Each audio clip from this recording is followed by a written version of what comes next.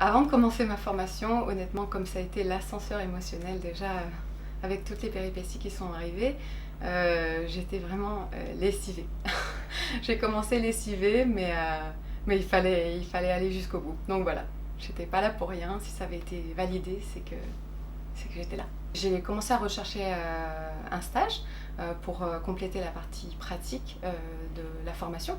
Et j'ai reçu un accueil assez favorable quand j'ai expliqué un peu le parcours, le fait de faire une transition professionnelle. C'était plutôt favorable dans le sens où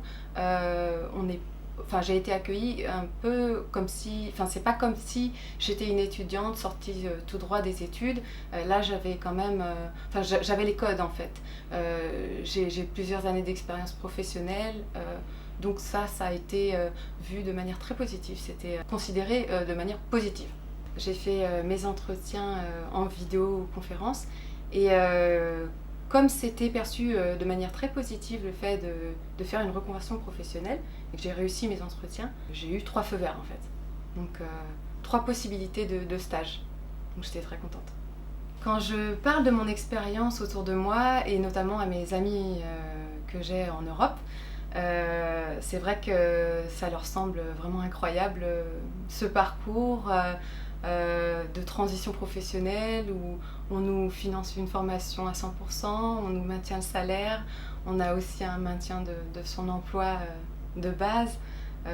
C'est vrai que je pense que moi j'ai beaucoup de chance de vivre ici et de bénéficier de cette formation. Je vois pas quel autre pays pourrait offrir autant de sécurité et d'emploi dans le secteur du privé. Je pense que c'était top malgré les rebondissements. Je trouve que c'est une très belle expérience. C'est exceptionnel de pouvoir faire tout ça. D'ailleurs, il y a encore quelques années, j'ignorais en fait que ça existait, ce type d'encadrement pour les salariés. Là, c'est parfait.